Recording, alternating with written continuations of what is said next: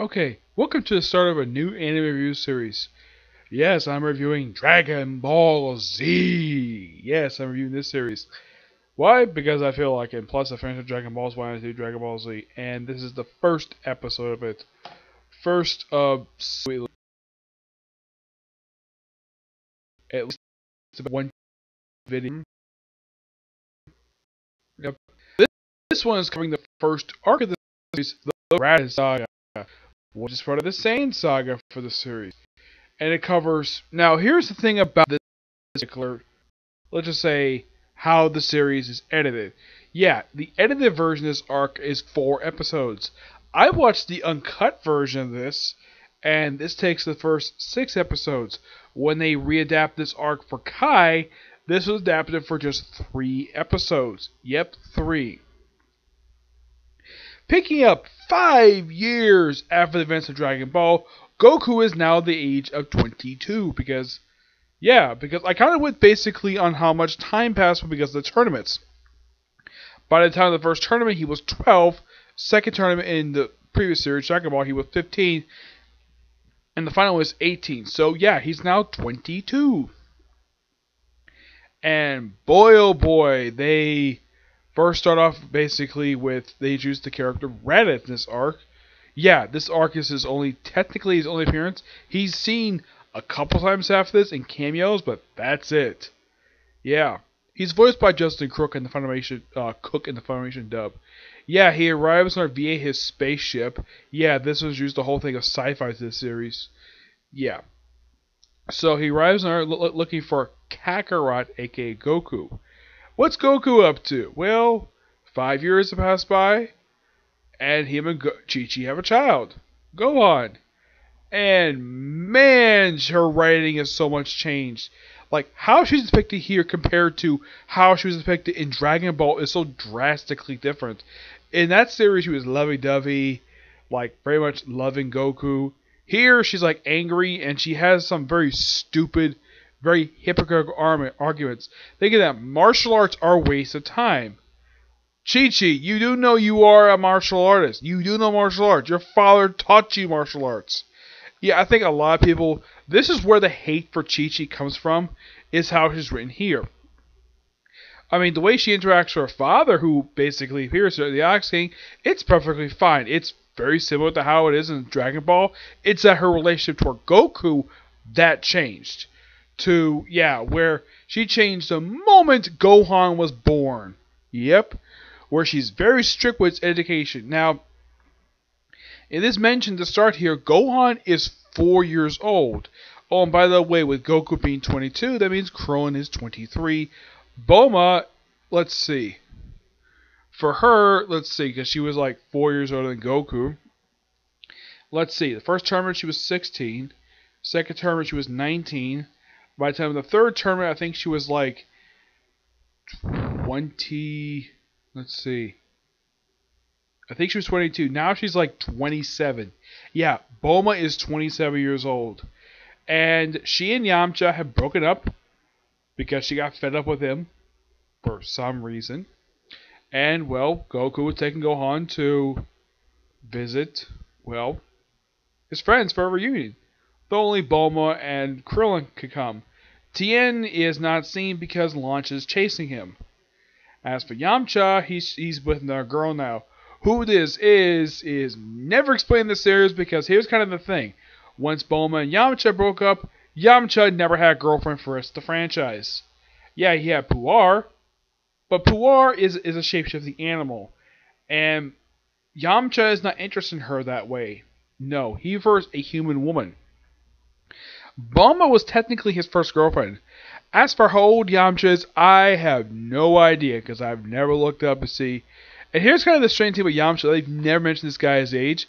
I would assume he's not that much older than Bulma. I'd say he's probably in his 30s, I'd say. Probably pushing 30 by now. Yeah. So, Goku goes to visit Master Roshi via the Flying Nimbus. Yeah, by the way, after the first season of the show, Nimbus is never seen again until Super. Because a lot of the time when he travels, he flies. Yep, he freaking flies. And of course, Raditz arrives, and like now, of course, Goku introduces Gohan to Krillin, Bulma, Master Roshi, and Turtle. And he's kind of spooked by Turtle, but he's able to pet him. He's perfectly good friends with him. And Bulma is treats him very well.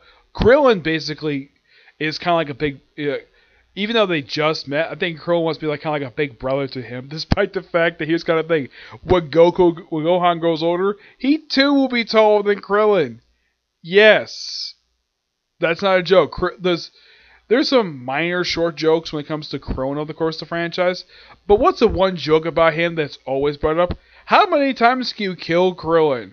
In the course of 3 series, Dragon Ball Z, and GT, the man has died 4 times.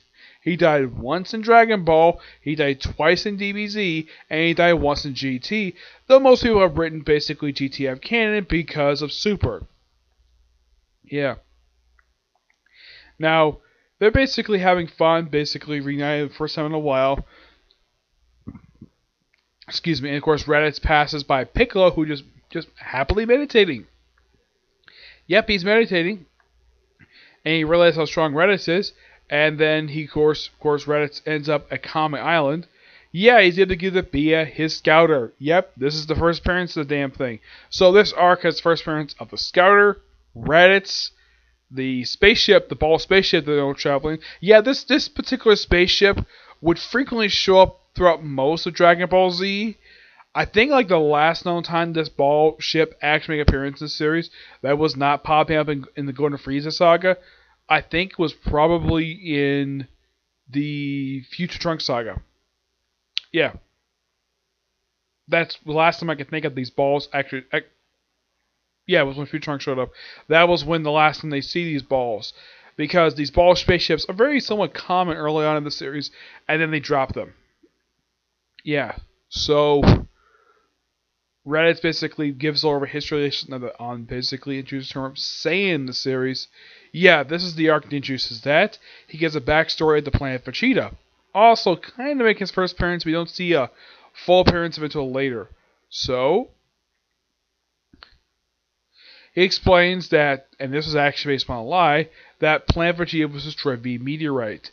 Yeah, and the fact that they actually were, basically, the way he describes and Krillin basically interprets the description of Saiyans correctly. Space pirates, where they are hired by a mysterious person, yeah, it's never revealed to the next saga who's actually their boss, to go to a planet, exterminate the population, and put a new population there.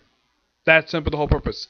And he asks me, why did Kakarot not eliminate the population? Well, he hit his head and completely forgot about it. Yep.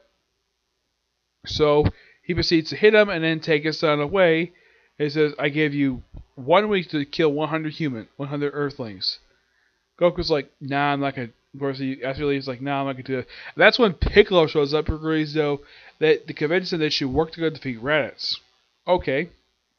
And the way they can find him is because he has a Dragon Ball in his hat. Yes, apparently Goku and Gohan have been collecting Dragon Balls for fun. Which, that seems like a pretty good idea to do. And tell him about the Dragon Balls. That seems like a good father-son experience. At least you could say Goku is a great father. He treats him with a good amount of respect. He spends a lot of time with him. Despite the fact he spends time probably training, he does spend time with his son, which shows signs of a good father he is. I'm not a parent, so I'm just saying, basically, by the way he's written, he's going to be a fantastic parent. Though Chi-Chi's being written to be a very overprotective mother. Not to the point where she protects her own little boy from her son from girls, per se. She does not discourage that. She discourages him from basically fighting. Yep. So, and Gohan spent a good majority of this arc crying a lot. That's Gohan for you. By the way, Sailor Moon was known for doing this also in the early start of her series before she stopped doing it, where she cried like a baby a lot, because she can. Raditz getting tired of it, tosses him in the spaceship, and he makes the spaceship for about 2 episodes before it breaks out. Yeah, that's when, not long after he's there, Goku and Piccolo basically come there. Of course, Goku is flying there via his flying Nimbus. And they proceed to, when they get there, they start to fight, like, okay, you guys are kind of weak. And then, of course, Piccolo takes off his weighted clothes, which that's when Goku notes he wears weighted clothes. And, of course, all Piccolo takes off is his hat and his shoulder pads. Goku takes off his wristbands, his shirt, and his shoes. Yep, and they proceed to fight. Yep, a fight that lasts for about 2 episodes. Yes, Goku reunites with his friends. Episode 2, the fight begins, and that's when, of course, the next episode is when Goku beats Raditz. And of course, next few episodes, that's when they have the fight between Goku and Piccolo versus Raditz. Yeah, and of course, Goku uses the Kamehameha on him, which doesn't really affect him very much. But when Piccolo uses his Spirit Beam, Special Beam Cannon on him, it does actually hurt him. It flees off his shoulder. And then Goku basically, this of course comes right after Gohan basically has a mysterious power, destroys Raditz's spaceship, and proceeds to headbutt him in the freaking belly, thus breaking his armor. He gets so weak. So Goku basically holds him via doing this, basically with his arms, basically block his arms, and then Piccolo proceeds to special him again, and proceeds to kill both Raditz and Goku. Killing Goku, for him anyways, is unintentionally avenging his father's death, though it's never brought up here. And Raditz says, oh yeah, despite the fact he killed me, 2 more Saiyans are coming. This is where we have debut of Raditz, of Vegeta, voiced by the ever-awesome Christopher Sabat, and Nappa, also voiced by Christopher Sabat. Yeah, that's strange though. Two characters. 2 characters are voiced by the same guy. Wow. And of course, Vegeta is basically, well, the style of voice that Christopher Sabat basically used here for Vegeta. It's a similar style of voice he used for Colonel Silver in Dragon Ball. Why in the world these two have the same style of voice? If I get a chance to ask about that when I see my Comic-Con next month, I will ask that question of why both Colonel Silver and Vegeta had the same style of voice. Now, also, it's also a similar case with Staff Officer Black and Mr. Popo. Very similar sounding voice. Though he tends to use the Piccolo voice for a lot of their characters' voices. So, and when they first see Vegeta here, it's something a lot of people pointed out though. Vegeta's hair color is wrong. Because, here's the thing, Saiyan's hair, known for being raven hair color, black. Here, he's a redhead. It's been explained that the reason why his hair is that way, because of the atmosphere he's in. Yeah, that was later revealed to be by, as far as I know, I think that was revealed by Toriyama himself. He's one, yeah, that's kind of an animation error that for some reason, that Funimation kept, despite the fact that they cleaned up the anime in the uncut version. Yeah, and basically Piccolo says, oh yeah, instead of Goku dies, we can revive the same with the Dragon Balls. And yeah, Meister Scholar is not only can take power, but also is to communicate, it's also a transmitter. So yeah, my 2 buddies basically come here and avenge me. And it's like, how long? Oh yeah, they're stronger than me, and they'll be here in 1 year. Okay, so Goku dies, not long after this. Of course, Goku has Krillin take care of Gohan, but Gohan is taken by Piccolo not long after this. Though Piccolo proceeds to, now during the fight, Piccolo loses his arm. Though he grows it back, there's an ability shown in the Piccolo Jr. Saga, so at least that was a build, that the whole regenerating limbs ability, that was something he used there, which is shown here. And of course, Raditz keeps saying, "Where's my arm? Where's my arm? It's green. Have you seen it?" Okay. So Piccolo takes Gohan for a special training to unlock his special power, while Bulma, Krillin, and Master Roshi, who came there to see what was going on, and they are the ones who have to tell Chi-Chi about what happened to Goku. And what happens with Goku? Well, he gets spirited away by Kami.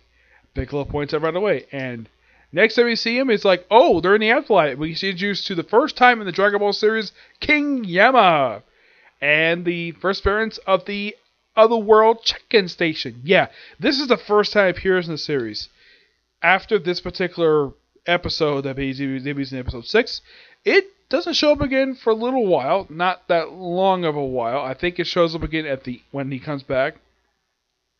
And when Goku gets resurrected. But I think the next time it shows up is, I think, during the Cell Game Saga. I think so, yes.